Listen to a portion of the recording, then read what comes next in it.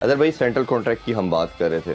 और उस हवाले से देखा जाए तो अब एक लड़कों का जो एक बड़ा स्टांस ये था कि हमें 2 लीग से ज़्यादा भी अलाउ किया जाए और इवन 2 के ऊपर भी ऑब्लिगेशन आ रही थी कि आप नहीं खेल सकते, हम अलाउ करेंगे तो आप खेलें। तो आपके ख्याल में जब इतना पैसा दिया जा रहा है तो ये बोर्ड का रोकना जस्टिफाइड है? क्योंकि मोहम्मद हफीज़ ने जो रिपोर्ट बनाई थी इस रजीम से पहले, उन्होंने कहा था सबसे बड़ा मसला ये है कि लड़कों के माइंड में सिर्फ ये कॉन्ट्रैक्ट और ये दूसरी लीग के जो मसले हैं ये इनके माइंड में सर्कुलेट करते हैं और इसी वजह से परफॉर्मेंस डिप कर रही है। देखिए, इतने अच्छे कॉन्ट्रैक्ट्स मिलने के बाद तो ज़ाहिर बात है पीसीबी को ये चीज़ देखनी चाहिए कि जब आप खुद पैसे अच्छे दे रहे हैं, पीएसएल के पैसे आप और बढ़ा सकते हैं, लेकिन मेक श्योर करें कि आपके प्लेयर्स जो हैं वो फ्रेश रहें। आप इंडिया की मिसाल ले लें कि उनके प्लेयर्स, उनको आईपीएल में सारी कंट्रीज़ से प्लेयर्स आते हैं, लेकिन इनके प्लेयर्स हर जगह कहीं भी और T20 लीग खेलते, तो यस जो सिलेक्टिव लड़के आते हैं लीग में वही उनके प्लेयर्स से ज़्यादा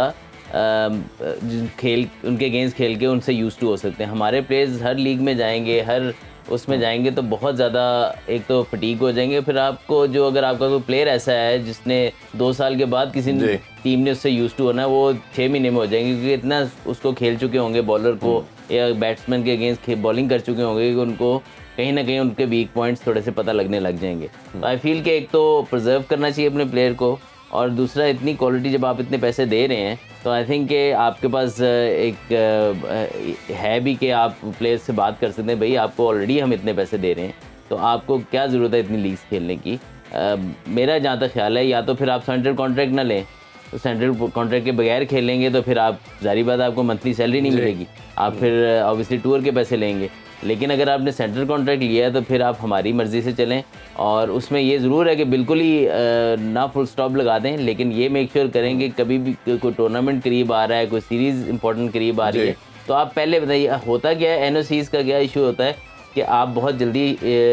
कमिट कर लेते हैं प्लेयर के साथ। जब वो कॉन्ट्रैक्ट कर लेता है, जैसे भी उसामा मीर का आया है बूस्टर के साथ, वो T20 ब्लास्ट खेल रहा था, उन्होंने एनओसी मिली भी दोबारा कैंसिल कर दिया आपने, और वो ऑलमोस्ट मेरे ख्याल लैंड भी कर गए थे वहाँ पर, जी पहुँच गए थे। तो आई थिंक वो चीज़ गलत है। एक दफ़ा आपने दे दी है, फिर आप फिर बहुत गलत इंप्रेशन जाता है पाकिस्तान क्रिकेट बोर्ड का भी, कि यार जितना मैंने भी सुना कि यार बड़ा एट टाइम्स अनप्रोफेशनल आता है, बहुत डिले कर देते हैं, या फिर बात सुनी नहीं गई तो उन्होंने चेयरमैन साहब से कंप्लेंट की। बिल्कुल। आई थिंक बहुत ज़्यादा इंपॉर्टेंट है कि आपको अपने प्लेयर्स की फिटनेस को प्रिजर्व करके रखें और फ्रेश हों, ताकि टूर्नामेंट्स में, बड़े इवेंट्स में जाएं, बड़ी सीरीज़ में जाएं तो आपका प्लेयर फ्रेश हो। अच्छा, उसमें एक एक्स क्रिकेटर का मानना ये है, कई काफ़ियों से मेरी बात हुई, कि इसका सोल्यूशन ये है कि आप सर्टेन एक पूल बना दें, पैसों का बजट बना दें, कोई ऐसा मेन प्लेयर आपका जिसकी ज़रूरत है, जिसको आपने रोकना है, 1 या 2 प्लेयर को, तो उस अमाउंट के 50% ही चलें, फुल ना दें, 50% दे के उसे कहिए जी आप हमें नेक्स्ट सीरीज़ के लिए चाहिए, आपका ये कॉन्ट्रैक्ट है, इसको छोड़ें, आपको नेशन को, आपको नेशनल टीम को ज़रूरत है, तो आप ये हाफ आपको अमाउंट, मेरे ख्याल है जो अमाउंट अब आपको मिल रही है, मेरे नहीं ख्याल है इसमें ज़रूरत है। अच्छा। पहले जो पहले मैंने आपको बताया था ना, उसमें ज़रूर थी, बट आई फील कि नाउ